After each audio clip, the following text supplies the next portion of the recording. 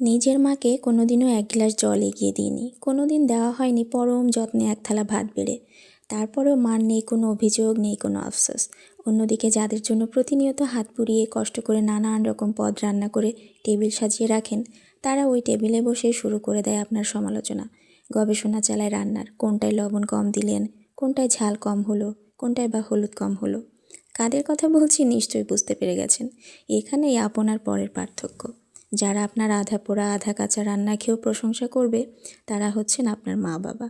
আর যাদেরকে আপনি কলিজা কেটে দিলেও বলবে, পাশের বাড়ির বউয়েরটা তো আরও বড়, তোমারটা এত ছোট কেন, এরা হচ্ছে আপনার শ্বশুরবাড়ির লোকজন। আপনি কি ভাবছেন এরা প্রশংসা করতে জানে না? আগে না, এরাও প্রশংসা করতে জানে, তবে সেটা নিজের ছেলে মেয়ের।